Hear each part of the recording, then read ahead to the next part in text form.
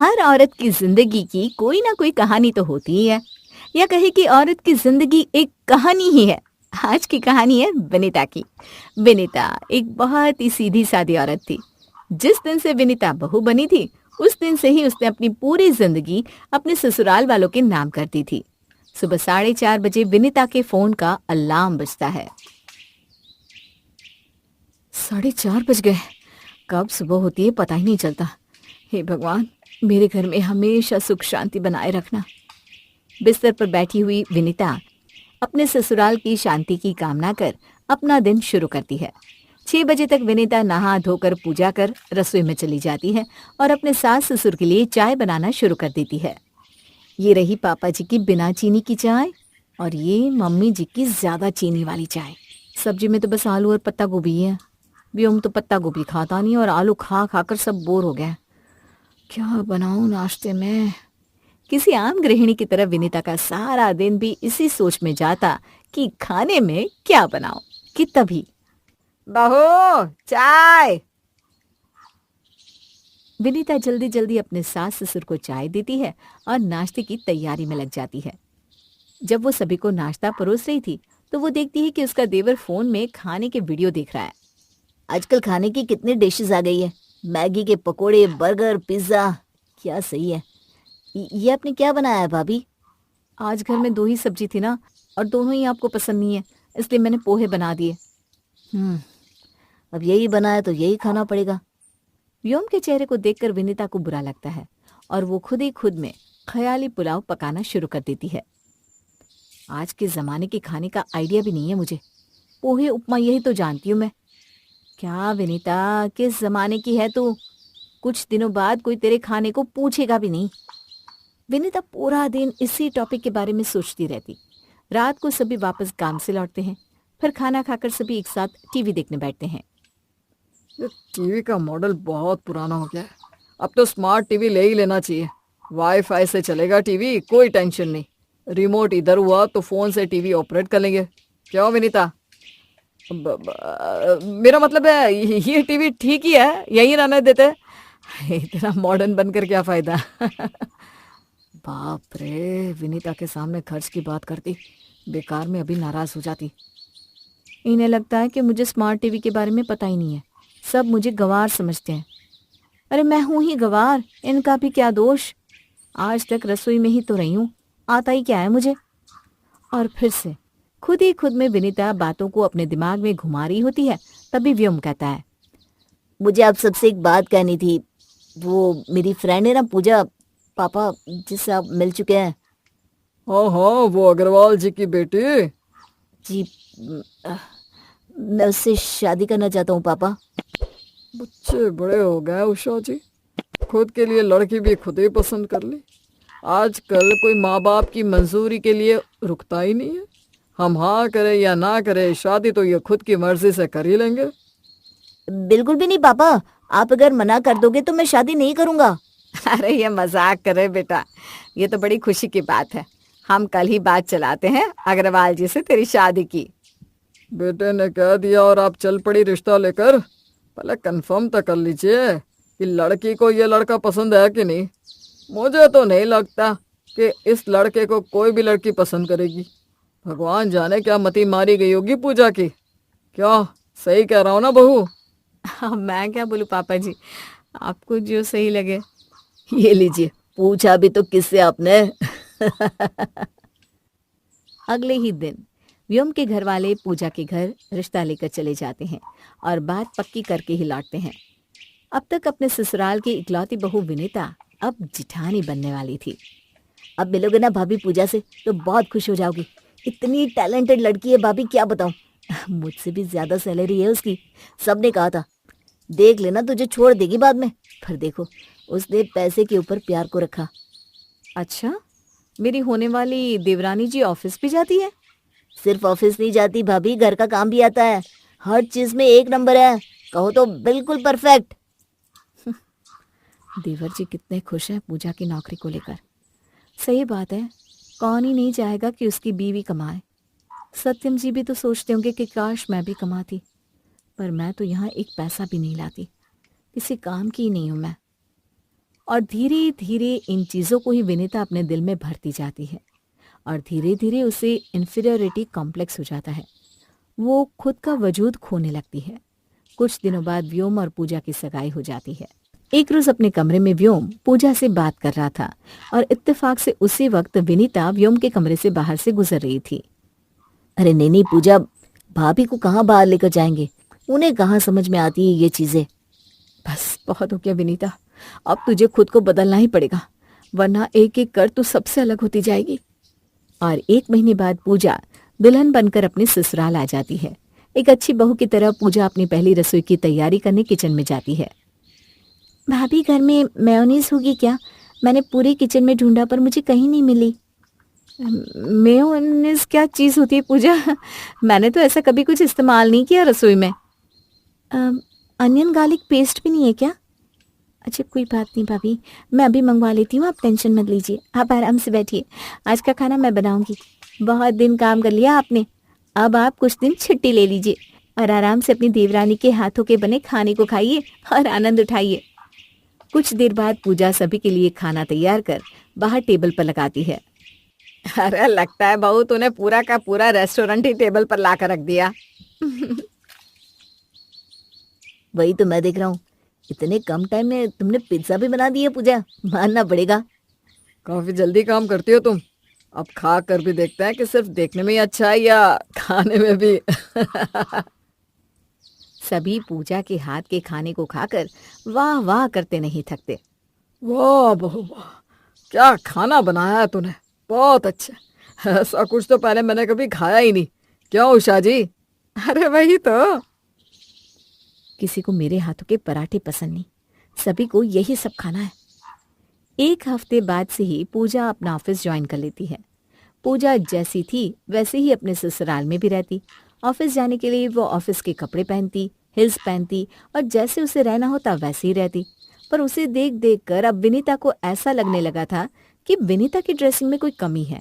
फिर एक दिन ऑफिस से आने के बाद पूजा अपनी भाभी से कहती है, कल मेरे ऑफिस पर एक पार्टी है भाभी, और इनविटेशन पूरी फैमिली को है, तो आप मेरे साथ चल रही हो ना? देखिए मना मत कीजिएगा। कितनी भी कोशिश कर लो तुम, भाभी को मना नहीं पाओगी। भाभी पार्टी में आती ही नहीं। क्यों देवर जी, क्यों नहीं आऊंगी? मैं भी आऊंगी, मैं कोई ओल्ड फैशन थोड़ी ना हूँ। अगली शाम सभी तैयार होकर अपने अपने कमरों से निकलते हैं और फिर विनीता के कमरे का दरवाजा खुलता है तो विनीता की ड्रेसिंग को देखकर सब शॉक्ड हो जाते हैं। जिस औरत ने साड़ी के अलावा कभी सूट तक नहीं पहना था, वो आज एक बॉडीकॉन गाउन और हिल्स में अपने कमरे से बाहर निकलती है। अरे वाह, नया अवतार। वैसे काफी अच्छे लग रहे हैं ये कपड़े तुम पर। जरूर पूजा ने आइडिया दिया होगा। आपको क्या लगता है मुझे नए जमाने की समझ नहीं है क्या? वो तो बस आप लोगों के चक्कर में ही मैं तैयार नहीं होती थी। अब चलिए भी, यहीं खड़े रहेंगे क्या? विनीता पूजा की तरह तैयार तो हो जाती है पर उसे वो ड्रेस बिल्कुल भी कंफर्टेबल नहीं लग रही थी। जाने पूजा कैसे हिल्स में चल लेती है, मेरा तो बार बार पैर ही मुड़ जा रहा है। हे भगवान मेरी लाज रखना। और किसी तरह अपने कपड़े और अपनी चप्पलों में खुद को एडजस्ट करती हुई विनीता पार्टी में पहुंच जाती है। ऑफिस की ऑफिशियल पार्टी थी तो सभी के हाथ में ड्रिंक होना तो लाजमी था। ये सारे लोग क्या पी रहे हैं एक ग्लास में? मैं भी हाथ में ले लेती हूँ, वरना हमेशा की तरह सत्यम जी मुझे गंवार समझेंगे। अपनी देवरानी को हाथ में ग्लास लिए हंसी ठिठोली करता देख विनीता भी काउंटर से एक ड्रिंक ले लेती है और जैसे ही वो उस ड्रिंक को पीती है उसे नशा चढ़ जाता है। विनीता ग्लास को अपने सर पर रखकर जोर जोर से गाना गाने लगती है। नशे से चिढ़ गई ओए कुड़ी, नशे से चिढ़ गई। ये विनीता को क्या हो गया? ए म्यूजिक वालों, म्यूजिक बंद करो। ऐसी म्यूजिक बजा कर रखिए, लग रहा है मैं किसी की मैयत पर आई हूँ। बजाओ ढोल गाना, आज मैं नाचूंगी नाचूंगी। और ये कहकर जैसे ही विनीता एक चक्कर मारती है उसका पैर मुड़ जाता है और वो वहीं गिर पड़ती है। फौरन पूजा और बाकी सभी लोग जाकर विनीता को उठाते हैं। विनीता की इस हरकत के कारण सभी के सामने उसका बहुत बड़ा तमाशा बन जाता है। सभी वापस घर आते हैं और कोई भी विनीता से इस बारे में कोई जिक्र नहीं करता। पर विनीता के मन में बसी इनसिक्योरिटी अभी भी वैसी की वैसी ही थी। एक शाम सभी साथ बैठकर बाहर घूमने जाने का प्लान डिस्कस कर रहे थे। शादी के बाद तो हम कहीं हनीमून पर भी नहीं गए क्योंकि ऑफिस से छुट्टी नहीं मिली। अभी होली पास आ रही है, अच्छी खासी 5 दिन की छुट्टी मिलने वाली है हमें। तो बताओ पूजा, कहाँ चले हम? सिर्फ हम क्यों, हम सब चलते हैं ना। इसी बहाने पूरी फैमिली का क्वालिटी टाइम भी एक साथ हो जाएगा। क्यों जेठ जी? अरे पर तुम दोनों के हनीमून पर हम सब जाकर क्या करेंगे? अरे जेठ जी, आप भी ना, क्वालिटी टाइम तो हम कभी भी बिता सकते हैं, पर फैमिली टाइम का मौका बहुत कम ही मिलता है। हॉल में हो रहे इस डिस्कशन को किचन में खड़े खड़े विनीता सुन रही थी। इसी तरह हर टॉपिक पर सबकी बात को तो काटती है पूजा, और इसी से वो सबको पढ़ी लिखी लगती है। अब से ना मैं भी यही करूंगी। और बेचारी विनीता सभी की बातों को काटते हुए हॉल में जाकर कहती है, मैं तो कहती हूँ कोई घूमने ही मत जाओ। जाना ही क्यों है घूमने, हैं? क्यों सत्यम जी, हम गए थे क्या शादी के बाद कहीं हनीमून के लिए? घर पर कमरा तो पड़ा है, और अगर बाहर जाना है तो चलो शाम को सब एक साथ जाकर गोलगप्पे खा कर आते हैं। अपनी बड़ी बहू की ऐसी बातें सुनकर श्याम की तो नजरें झुक जाती है और वो उठकर हॉल से अपने कमरे में चला जाता है। अब बहू, मैं भी कमरे में जाती हूँ, तू मेरे लिए चाय पहुंचा दे। अरे मैंने कुछ गलत कहा क्या? पापा जी मम्मी जी उठकर कमरे में क्यों चले गए? खैर, तो मैं क्या कह रही थी सत्यम जी, देखो तुम और व्योम इस टॉपिक को यहीं छोड़ दो। विनीता के मन में इन्फीरियरिटी की भावना इतनी बढ़ चुकी थी कि अब वो पहले जैसे बिल्कुल भी नहीं रही थी। वो हर चीज में देवरानी की कॉपी करना शुरू कर देती है। एक सुबह मेरे ऑफिस के कुछ कलीग्स व्योम की शादी में नहीं आ पाए थे। कई दिनों से वो मुझसे पार्टी मांग रहे थे, तो इस बार मैंने उन्हें हाँ कर दी है। इसलिए वो आज हमारे घर आने वाले हैं, तो तुम संभाल लेना विनीता। आप क्यों टेंशन लेते हैं, मैं हूं ना, मैं सब देख लूंगी। इतना सब भाभी आप अकेले कैसे कर पाओगी? मैं भी ऑफिस से छुट्टी ले लूं क्या? दोनों मिलकर खाना बना लेंगे। अरे कोई जरूरत नहीं पूजा, तुम आराम से ऑफिस जाओ, मैं सब कुछ खुद ही कर लूंगी। और सभी के ऑफिस निकलते ही विनीता यूट्यूब पर चाइनीज, इटालियन और मैक्सिकन खाने की रेसिपी देखना शुरू कर देती है। ऐसे ऐसे नए जमाने के खाने बनाऊंगी कि सभी खाते रह जाएंगे। फिर मेरी भी इज्जत वैसी ही होगी जैसी हमारी पूजा जी की है। आज के पहले विनीता ने कभी भी इंडियन स्टाइल के फूड के अलावा और कोई खाना नहीं बनाया था, पर वो किसी तरह यूट्यूब से देखकर कुछ न कुछ बना ही लेती है। रात को जब मेहमानों के आने का वक्त होता है तो विनीता टेबल पर खाने को डेकोरेट करके लगा देती है। कुछ देर बाद सभी वहां पहुंचते हैं। अरे वाह भाभी, हमारे आने के पहले ही खाना लग गया। मानना पड़ेगा भाभी आपकी सदा को। सत्यम ने कई बार मुझसे कहा कि वो मुझे 5 स्टार में पार्टी देगा, पर मुझे तो आपके ही हाथों का खाना खाना था। खुशी से सत्यम के सारे दोस्त टेबल पर रखे खाने से प्लेट हटाते हैं। चाइनीज, इटालियन भी है, अच्छा है। कोई कुछ नहीं कहता। सब धीरे धीरे कर अपने प्लेट में परोसे गए खाने को खा लेते हैं। सभी को खाना खाता देख विनीता बहुत खुश हो जाती है। बिल्कुल आप लोगों की पसंद का खाना बनाया है ना मैंने। इतना ही नहीं, फ्रीज में आइसक्रीम भी है, अभी लेकर आती हूँ। और जैसे ही वो रसोई में आइसक्रीम लाने जाती है, पीयूष बोल पड़ता है, पराठे मिल जाते ना भाई तो मजा आ जाता। मुझे तो भाभी के हाथ के वो पराठे और दही ही पसंद है। ये चाइनीज वाइनीज तो 24 घंटे खाते हैं हम। हर बार खाने के बाद भाभी रबड़ी देती थी, और आज आइसक्रीम। ये मैदे का खाना ना कभी कभी अच्छा लगता है, हर वक्त नहीं। पर पता नहीं आजकल भाभी को क्या हो गया है, वो बिल्कुल भी पहले जैसी नहीं रही। कोई तो बात है।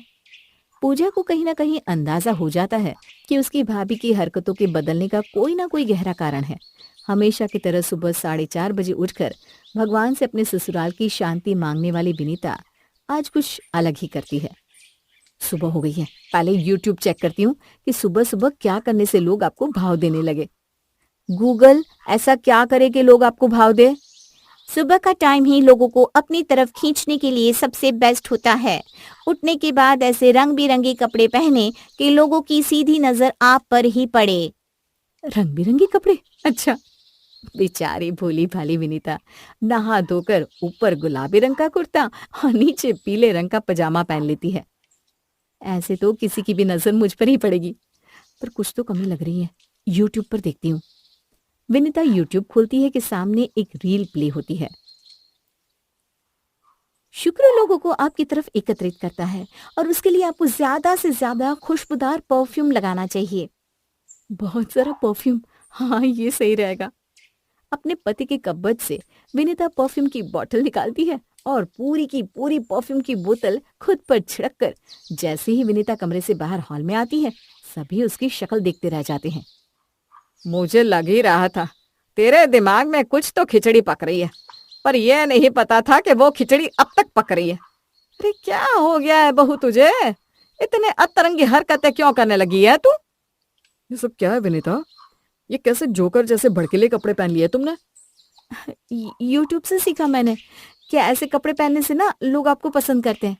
पहले तो मैं साड़ी पहनती थी तो कभी किसी ने मेरी तारीफ नहीं की, और पूजा मॉडर्न कपड़े पहनती है तो सभी उसकी तारीफ करते हैं।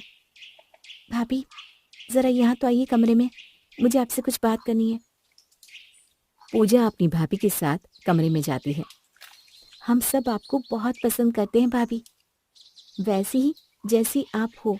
चाहे आप कुछ भी करो, कैसे भी कपड़े पहनो, पर वही तो आपकी पहचान थी ना। साड़ी पहनना, सीधा बोलना, देसी खाना खाना, वही तो विनीता थी। पर आपको ऐसा लगने लगा कि आप कहीं फिट नहीं हो रही, पर ऐसा नहीं है। परिवार में फिट थोड़ी ना हुआ जाता है। परिवार तो अलग अलग लोगों के मिश्रण से बनता है। जैसे मिक्स वेजिटेबल में अब आलू और गाजर अलग है तो अलग ही रहेंगे ना। मेरे हाथों का बनाया चाइनीज सबको पसंद आता है क्योंकि मैं महीने में बस एक बार कुक करती हूँ, और आप रोज रोज अगर चाइनीज बनाने लगेंगी तो कोई खाना नहीं खाएगा। आपको क्या लगता है हील्स पहनने से कोई आपको पसंद करने लगेगा? बिल्कुल गलत। अगर ऑफिस में फॉर्मल्स कंपलसरी ना होते ना तो मैं तो आपकी तरह चप्पल ही पहनती। और आपकी ये साड़ी इतनी अच्छी लगती है आप पर। और आपको किसी टॉपिक में बोलना पसंद है तो बोलिए ना, नहीं पसंद तो मत बोलिए। आपको किसी की तरफ बनकर जबरदस्ती कुछ बोलने की जरूरत नहीं है, वरना ना आप सब कुछ मैस कर दोगी भाभी, जैसे अब हो चुका है। अपनी इज्जत अपने हाथ में है। अगर हम किसी और के जैसे बनने की कोशिश करते हैं ना तो अपना वजूद ही खो बैठते हैं। अपनी देवरानी की बातों को सुनकर विनीता सब कुछ समझ जाती है और फूट फूट कर रोती हुई उसके गले लग जाती है। कुछ देर बाद विनीता फिर से साड़ी पहनकर अपने असली रूप में सभी के सामने आ जाती है। पोहे बनाने जा रही हूँ मैं, जिसे नहीं खाना वो बाहर कैंटीन में खा सकता है। ये हुई ना मेरी बीवी वाली बात।